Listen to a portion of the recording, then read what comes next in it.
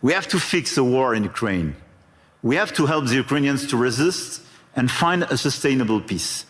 We have to fix prosperity in democracies. I mean, it doesn't make sense to have tariffs and be divided, and even to threaten now with additional tariffs. We can use the crazy thing is that we can be put in a situation to use the anti-coercion mechanism for the very first time vis-à-vis the US if they put additional tariffs. Can you imagine that? This is crazy. This is, I do regret that. But this is a consequence of just unpredictability and useless aggressivity. So what we have to do is to remain very calm, all of us. We have such an agenda with so many opportunities and so many challenges. So let's be focused on peace in Europe. Everybody should be focused to help the Ukrainians to have a sustainable peace. Level playing field and fixing the issues and these imbalances with China, because it's an issue for the Europeans and the Americans. And third, let's be focused on more competitiveness in Europe and this big acceleration, full stop. We've been the most attractive country of Europe during the past 6 years, and to consolidate our deep structural reforms and our key advantage. And on top of the business framework we have, I want here to insist on the fact that we have a competitive, stable, low-carbon electricity supply. We exported last year 90 terawatt-hours of electricity, and a low-carbon one, based on our nuclear model. We have world-class innovation and research capabilities, and we will improve them. And we have one of the most vivid and active ecosystem in AI, quantum computing, energy transition, etc., and a lot of startups and unicorns and large caps of these sectors are with me in my delegation today.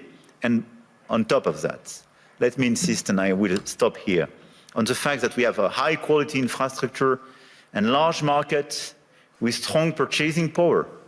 And we have a place where rule of law and predictability is still the rule of the game. And my guess is that it is largely underpriced by the market. And beyond what you can do in terms of investment, what you can do in terms of strong ambitions, having a place like Europe, which sometimes is too slow, for sure, and needs to be reformed, for sure, but which is predictable, loyal, and where you know that the rule of the game is just the rule of law, it's a good place. And I think this is a good place for today and for tomorrow.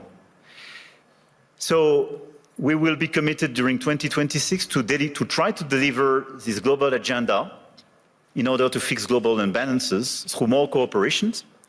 And we will do our best in order to have a stronger Europe, much stronger, and more autonomous, based on the pillars I just mentioned, and based as well, and we can revert in the dialogue, but on more investment and commitments on defense and security, because we have to invest much more and invest much more. Because we do believe, and here in the epicenter of this continent, we do believe that we need more growth, we need more stability in this world, but we do prefer respect to bullies, we do prefer science to plotism, and we do prefer rule of law to brutality.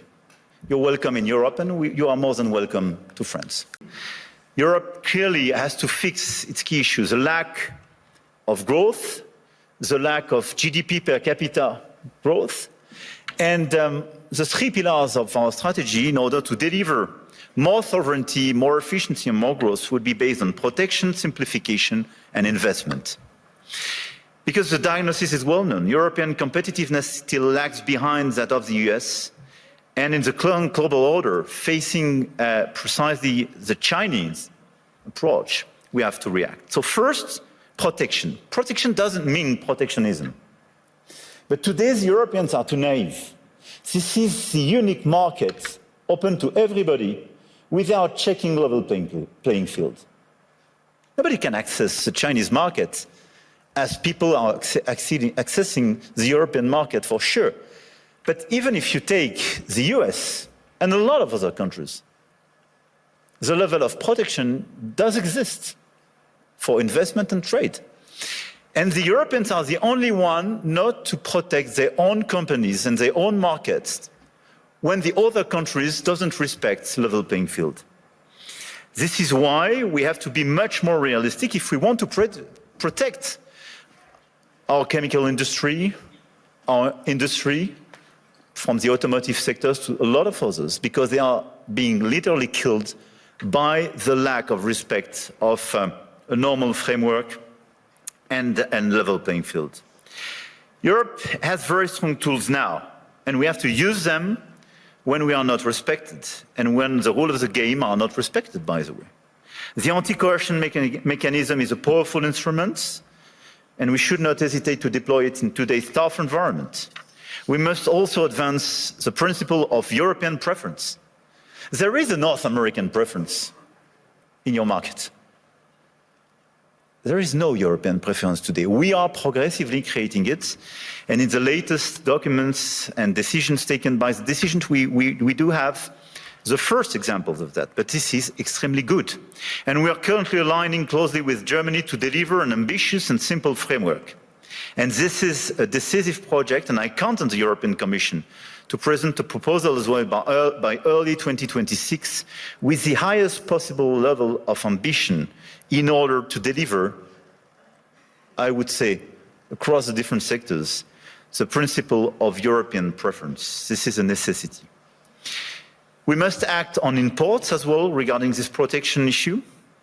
And in the context of escalating trade tensions and Asian overcapacities, Europe must strengthen its trade defense instruments, including mirror measures to enforce regulatory standards, and we must improve the quality and added value of foreign direct investments, targeting projects with strong export potential. And this is core for the rebalancing with China. China is welcome, but what we need is more Chinese foreign direct investment in Europe, in some key sectors to contribute to our growth, to transfer some technologies, and not just to export towards Europe some devices or products which sometimes don't have the same standards or are much more subsidized as the one being produced in Europe. It's not being protectionist, it's just restoring this level playing field and protecting our industry.